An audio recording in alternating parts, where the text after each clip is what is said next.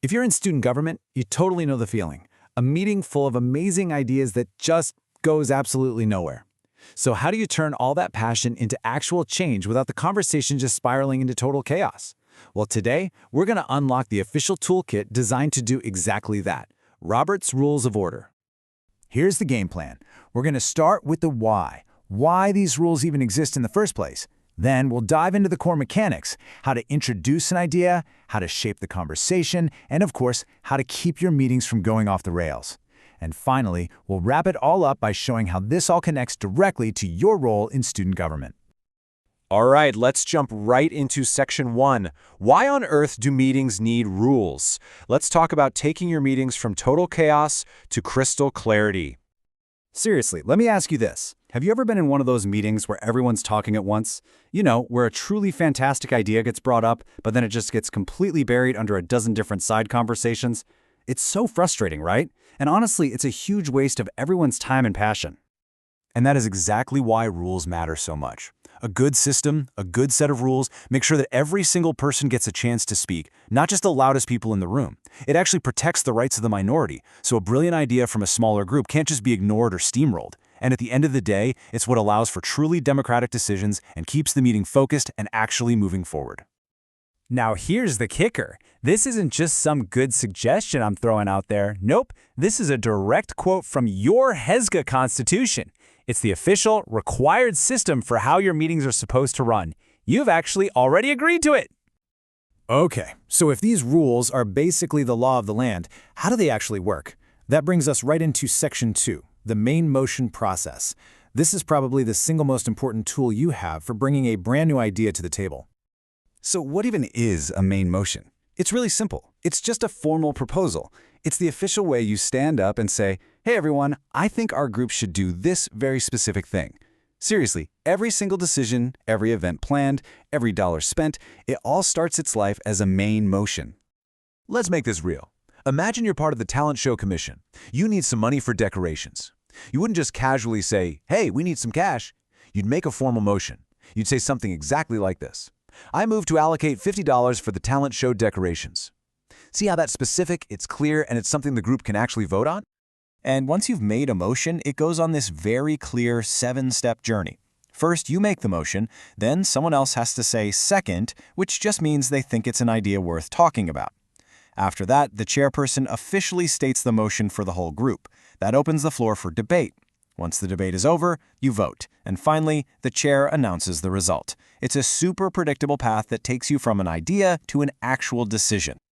Okay, on to section 3, changing the conversation. Because, let's be real, not every idea is perfect right out of the gate. So let's look at the tools you have to tweak and manage emotion once it's already on the floor. So, what happens if you think spending money on the talent show is a great idea, but maybe you think the amount is a little off? You don't have to just vote no and kill the whole thing. You've got another tool in your belt. You can amend the motion. It's a fantastic way to work together to make a good idea even better. So, using our talent show example, you could stand up and say, I move to amend the motion by striking out $50 and inserting $75. And here's what happens. The group then debates and votes on your amendment first. If your amendment passes, the debate then continues on the new modified motion to spend $75. Pretty cool, right? Now, what if you just need to pause the discussion? This is a big one that confuses a lot of people. Think of it like this. Laying on the table is like pulling the emergency brake. You do it when something way more urgent comes up and there's no set time to come back to it. Postponing, on the other hand, is like hitting the pause button with a plan. You're actually scheduling a specific time to pick the discussion back up. All right, let's dive into section 4. This is your practical toolkit, your go-to cheat sheet for all the common actions you can use in your very next meeting to keep things running like a well-oiled machine. You ever been in a debate that just goes on and on and on in circles? Yeah, there's a motion for that. It's called moving the previous question. This is the formal way of saying, hey, I think we've all said our piece, let's just vote already. Now, because it cuts off debate, it's a pretty powerful move. And that's why it requires a 2/3 majority to pass, to make sure the minority still had a fair chance to be heard. And here it is, your ultimate cheat sheet. Seriously, screenshot this. If you want to bring up a new idea, you say, I move that. If you want to change it, I move to amend. Tired of talking and ready to vote? I move the previous question. This table tells you exactly what to say, whether you can debate it, and what kind of vote you need. It's the practical language of getting stuff done. All right, let's bring this all home. Section 5, your role in the room. How does all this procedural stuff apply specifically to the HESGA structure you're a part of? Just take a look at this. You've got your executive committee, your legislative assembly, and your judicial committee.